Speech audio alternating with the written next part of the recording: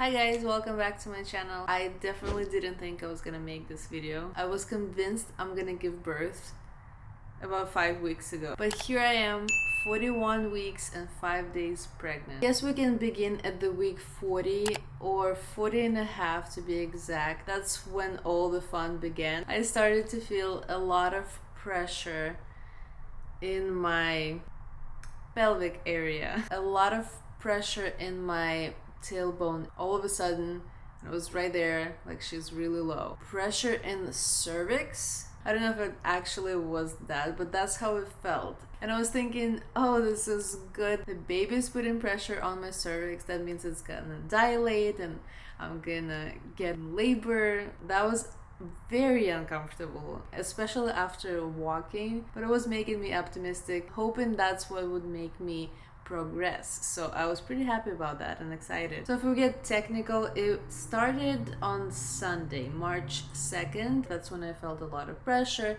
and March 4th I had my doctor's appointment. So on Monday, on March 4th, we attempted to do a membrane sweep because at that point I was almost 41 weeks. And I thought, why not try this natural way to induce labor? What it is they actually do a cervical exam and they insert a finger and see if you're dilated. And if you are, they kind of move around there. It's kind of like a light massage of your cervix, which I've heard is pretty uncomfortable or can be even painful. But what they do is they go like this, and they kind of separate your membrane, which is the water of your baby, from the top of the cervix. That's, or the bottom, whatever. The other end is close to the baby. That didn't work for me because my cervix was still closed. It was pretty soft. It was medium softness. It wasn't super hard, which was good. And it had an opening in the beginning, but it was closed closer to the baby. That's what my midwife told me. So they were unable to do the membrane sweep. After that appointment, just so you know, you can get a little bit of spotting because the cervix is so delicate, it has so many vessels in it. Also that day I had a ultrasound done to check on my amniotic fluid to make sure the baby has some cushion to move around, to make sure the placenta is still working and is feeding the baby. So that was all good. They told me the pocket of the fluid was 12, and they're pretty much happy with the number anywhere between 6 and 24, if I remember it correctly. That was Monday, and on Thursday, March 7th, I had another appointment, and they also did a cervical exam, and it was a completely exact same thing happening with my cervix. It was closed, it was soft, the baby was low.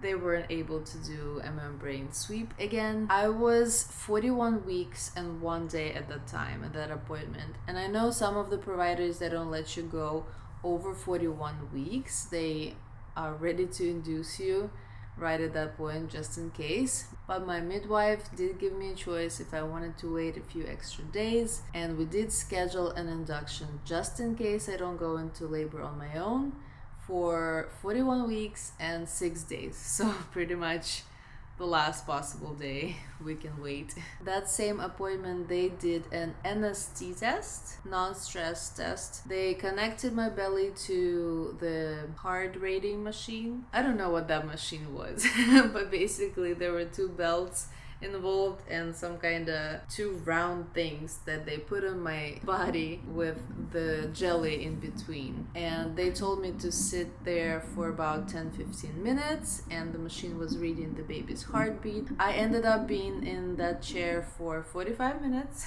which was fine. I guess it depends on the baby and the movements. Everything was looking fine with the baby. She seemed very happy, very late in the pregnancy, but very happy. After 36 weeks for me, they told me to come in once a week, but as soon as I turned 40 weeks, they wanted me there 2 times a week to monitor the baby. That was week 41, and on Saturday, March 9th, I thought my water broke. I woke up at night to pee like every pregnant lady does, and I noticed some unusual discharge. It was very water-like. At first I thought maybe it was pee, who knows, like I'm still sleeping. But then it happened again. A couple hours later, I got up to pee and I turned the lights on to make sure it wasn't yellow and it wasn't smelly. It was completely clear. It had no odor, so I thought maybe it's my water leaking.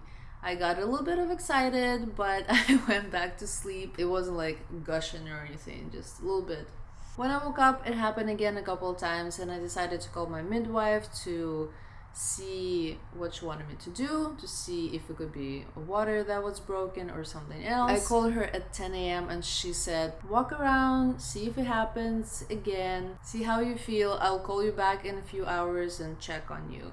And basically, when your water breaks, that's what she told me, you leak consistently. You don't stop. Even if it's just a little bit, it kind of constantly goes out. That's what happened to me. It was leaking at night a couple of times, then in the morning a couple of times, and then after the call to my midwife, it kind of completely stopped for the whole day. She called me back 3 hours later and I said I had nothing since the morning, so I guess you're right. I guess that was just my discharge, not water broken. I just kept going about my day, and actually that day I did try to induce my own labor. Was also approved by my midwife. I took castor oil. I was advised to take it in the morning, no more than 2 tablespoons. It has some famous side effects, diarrhea and nausea, which I didn't have anything of that in the extreme. When I was eating, I felt like I couldn't eat as much as I usually do. Like I literally ate half of my usual calories. I felt like I started to get nauseous, but it wasn't too bad, and I went to take a nap. When I woke up, it was all gone. I didn't have diarrhea. It was a softer stool, which I was happy about because I was mostly constipated in this pregnancy and in life. Too much information. I took the oil around 1 p.m. but at night I did have some stomach aches, which I guess was just gas. That was kind of painful. And my husband and I went on the walk in the park. It was pretty late, around 9 or 10 p.m.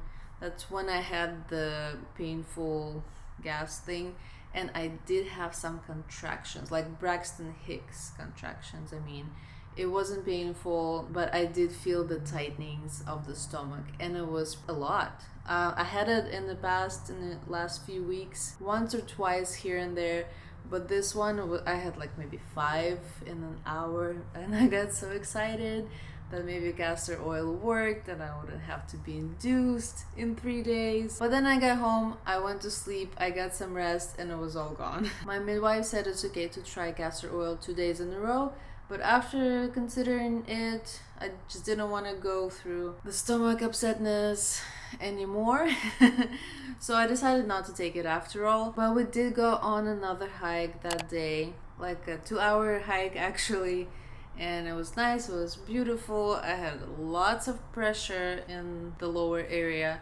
It was very uncomfortable to walk, and I was hoping it would help to start the labor, but pretty much nothing happened. I only had 1 contraction, the fake contraction when I got home, and that's it. I'm thinking the castor oil with a combination of what can help more than just walking. I know castor oil has lots of different effects for all the different people, so I guess it kind of worked for me, but didn't work enough to jumpstart my labor. Okay, that leaves us with today, March 11th, Monday, and I'm 41 and 5 days pregnant. I had another appointment with my midwife, and the plan was to do a cervical check to see if I got dilated, and if we can, put a Foley balloon in so it starts the dilation process even further so I can be induced tomorrow. Oh my goodness. So I'm having a baby tomorrow, or however long it's gonna take, I have no idea. To sum up the today part, I was still not dilated. I was still at the same point where I was last Monday. So membrane sweep or Foley balloon didn't work, just wasn't in the cards for me. To be honest, I was pretty disappointed that I'm gonna have to be induced tomorrow and that my body didn't go into labor on its own, because I was planning on having a completely natural birth, and it just probably not gonna happen for me unless I start contractions right now and give birth in like a couple hours, which could happen. Who knows? Who knows? What I wanted to tell you guys, if you feel the same way, if you feel disappointed, like your body didn't do what it was supposed to do, just remember that it's okay, and God has a plan for it, and God has everything in His hands and in His control. And I started this channel because we had difficulty conceiving, and that's when God really worked on my heart, and I realized that nothing is in my control. I can try this and that and that and that, and I still can't get pregnant. You know, it's God's miracle, it's God's plan and His timing.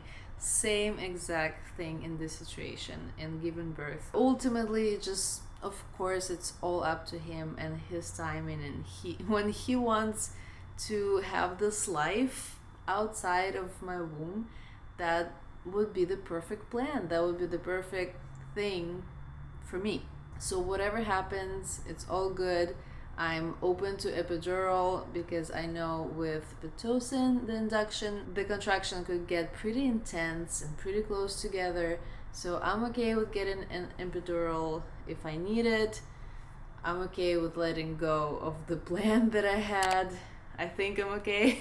I'm gonna try natural, but I'm not gonna be a hero. I think there was this pride in my heart that I'm like, okay, I want to see what my body can do. Yes, it's a good thing. It's a good desire because God made me to give birth. He made everything in my body work to do it without the medication. But He also did give us the medicine, the medical providers, the doctors. All the wisdom in people is from Him, and I'm glad we have those options now. When in this sinful world our body fail, we have options to keep us and the baby alive and in good health, and it's amazing. Whatever birth you had in mind, it's okay that it doesn't go the way you plan it. It's gonna be just fine as long as you trust God that it's His plan for your life. And I mean, that's what brings me peace anyway. So hopefully my story and my experience will help you feel comforted. However you're gonna give birth to a baby, it's gonna be beautiful, and it actually doesn't really matter, because if you're gonna have the baby in your arm at the end, who cares how you gave birth to that little human? Thank you guys so much for watching. If you enjoyed this, please don't forget to subscribe and give it a like. It really helps my channel, and I'll see you guys later.